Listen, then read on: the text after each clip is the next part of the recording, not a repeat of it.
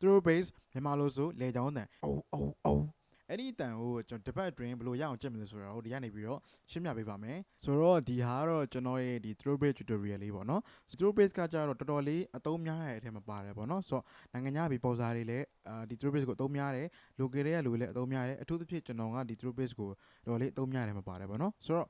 ကျွန်တော်ရဲ့ညီအတိုင်းလေ့ကျင့်မယ်ဆိုလို့ရှိရင်တော့ဒီ through base ကိုတစ်ပတ်အတွင်းရပါလိမ့်မယ်လို့အမှတ်ခံပါတယ်ဆိုတော့ကျွန်တော်တို့ through base ကိုဘယ်လိုကြည့်မလဲဆိုတာကိုလိုက်ကြည့်လိုက်အောင်ဆိုတော့ကျွန်တော်တို့ through base ကြည့်မယ်ဆိုလို့ရှိရင်တော့stack ကကျွန်တော်3ခုလိုတယ်ပေါ့နော်ဆိုတော့ကျွန်တော်နံပါတ်1အနေနဲ့ကကျွန်တော်တို့က6ဟန်းနဲ့အတန်ပေါ့နော်6ဟန်းနဲ့အတန်ကတော့လူတိုင်းရပါတယ်ပေါ့နော်ဆိုတော့ကျွန်တော်တို့စကားပြောကနေဖြစ်တခုခုပေါ့နော်အဲကြလို့ရှိရင်ကျွန်တော်ကလေချောင်းရှင်းနေတာပေါ့နော်လေချောင်းရှင်းလိုမျိုးလေးပေါ့6ဟန်းနဲ့ပေါ့နော်အဲ့လိုမျိုးဟန်းနေပေါ့နော်အဲ့လိုဟန်းကြတယ်ပေါ့နော်ဆိုတော့နံပါတ်1ကတော့အဲ6ဟန်းနဲ့အတန်ပေါ့နော်အဲ့ဒါလေးရဖို့လိုပါတယ်လိုက်လို့ကြည့်ပါခင်ဗျာ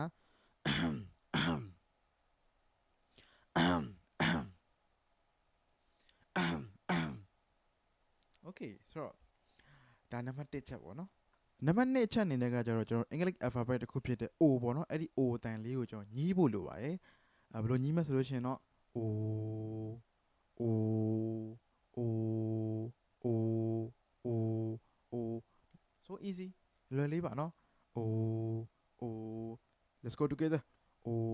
O O O O Oဆိုတော့ဒါကတော့နံပါတ်2ပေါ့နော်အရေးကြီးဆုံးအချက်ဖြစ်တဲ့နံပါတ်3ချက်ကကျတော့ကျွန်တော်တို့ပထမရခဲ့တဲ့6ဟန်းနဲ့အတန်နဲ့ဆောင်းလာကဒုတိယချက်တစ်ခုအနေနဲ့အိုတန်နဲ့ကိုကျွန်တော်ပေါင်းကြည့်မယ်ပေါ့နော်ဆိုတော့6ဟန်းနဲ့အတန်အိုကအိုအဲ့ပေါင်းကြည့်မယ်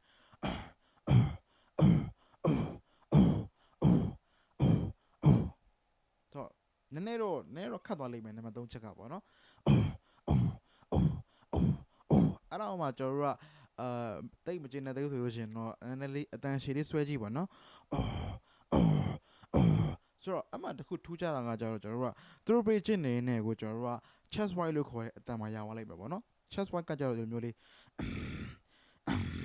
အဲ့ chest wide လို့ခေါ်ပါရအောင်နော်ဆိုတော့ဆောနာဟာချက်ပြန်ကြည့်ကြည့်မယ်နော်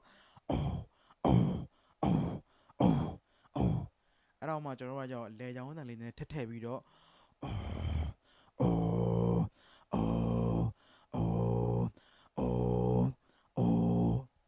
ဆိုတော့နဲလေးလေ့ကျင့်မှများလို့ရှင်တော့ရောက်ပါလိမ့်မယ်အရင်ကြီးမစိုးရိမ်ပါနဲ့ပေါ့နော်ဆိုတော့သတ်ချင်းကျင်းတဲ့အချိန်မှာကျွန်တော်တို့ကအရင်ကြီးမကလင်းဘူးပေါ့နော်နောက်ပိုင်းကျမှကျွန်တော်တို့ကစစ်ကျင်း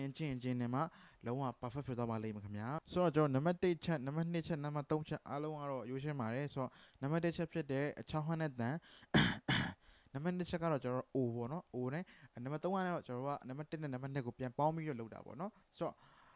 လေ့ကျင့်မှာများလို့ရှိရင်တော့ရောပါလိမ့်မယ်ဆိုတော့ကျွန်တော်ပြောတဲ့အချက်3ချက်တိုင်းတာတေချာကျင့်မယ်ဆိုလို့ရှိရင်တော့ကျွန်တော်တို့တွေအိုးအဲ့လိုမျိုး through base ကိုကြားသွားပါလိမ့်မယ်လို့ကျွန်တော်ပြောချင်ပါတယ်ခင်ဗျာအခုဒီ video လေးကတော့ through base tutorial ဖြစ်ပါတယ်ဆိုတော့ပြီးတော့အခုမှစကျင့်နေတဲ့လူတွေ BTK ရပြီးကိုကဘာစကျင့်ရမလဲလို့လမ်းပြောင်းနေတဲ့လူတွေအတွက်ကိုဒီ video လေးရရွေးပါတယ်ဆိုတော့အားလုံးပဲအဆင်ပြေပြီလို့မျှော်လင့်ပါတယ်ကျွန်တော်ရဲ့ YouTube channel လေးကိုလည်း subscribe လုပ်ခဲ့ပေးကြပါဦးခင်ဗျာဆိုတော့ဒီ video လေးကို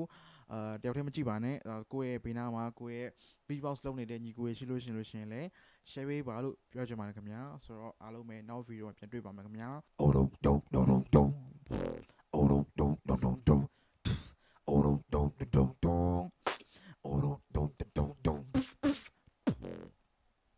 Thank you ba